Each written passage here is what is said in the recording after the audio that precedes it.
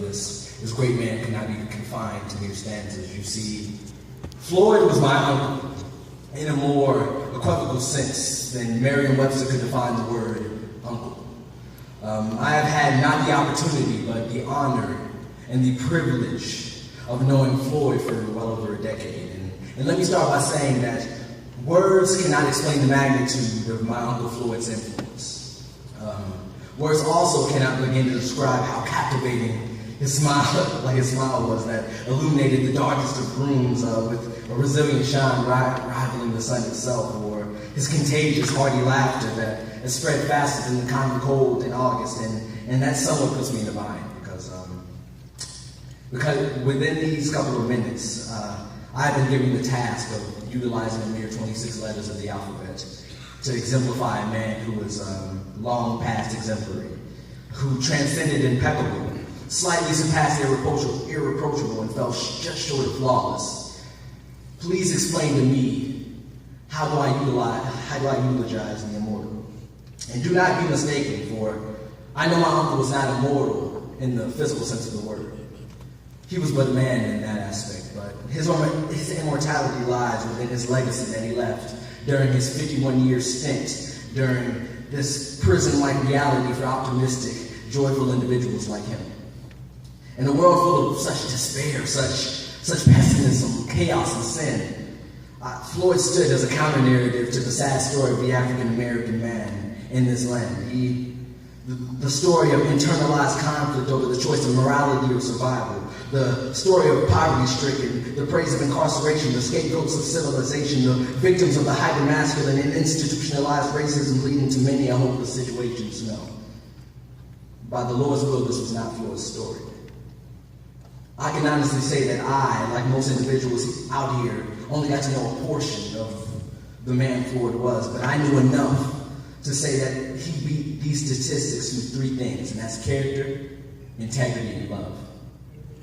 If there was one thing I can say, it's that through his unconditional love for all mankind, not even all mankind, not just family, not friends, comrades, acquaintances, but every single one of God's creations, Floyd blossomed into the man we all knew and loved. Floyd was Luke 10:25-37, the Good Samaritan. Though he was no priest, I have personally seen Floyd give his last dollar to downtrodden humanity. I've seen Floyd bandage the psychological wounds of many through his action-oriented personality. Personally, he has done wondrous things, and I'm not even sure if he knows. You know what? I'm really not. He's one of the main reasons why I wear this black and gold today, why I wear Alpha Phi upon my chest, and can proudly sing, all my love, my peace and happiness, I give to Alpha. And like every single Alpha man that's passed through the burning sands. And now I get into the flower that never wilted. I rewrote this poem 27 times. I know because it took 24 attempts for me to gain enough traction on this slippery road to eulogy to even consider reciting prose today.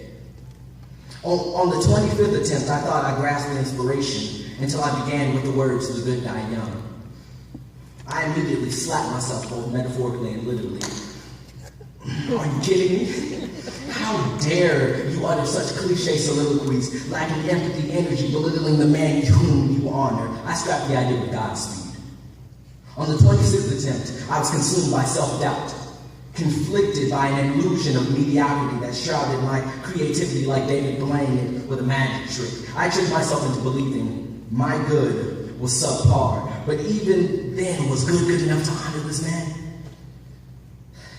A man who reached thousands through smiles, jokes, and actions, lost in tragic accidents. My words inadequate because I adamantly believed him to be Nazareth was the masochist in me talking.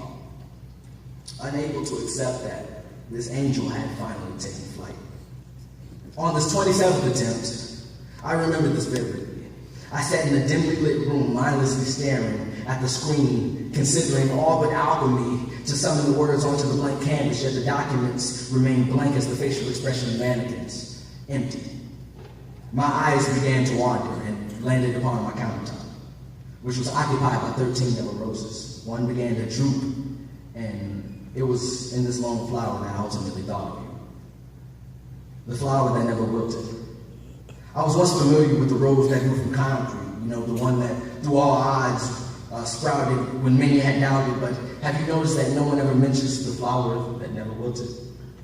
Nobody talks about his improbable odds nor the hope that he brought. Nobody mentions the lives that he touched or the things that he lost. Nobody points to the fact that his ground remained dry as the Sahara Desert. The roots upon which he drew life were thin as the line he walked between persistence and desperation. The water from which he gained essential nutrients being truth, were tainted by the evils of the world. Yet the flower never once faltered.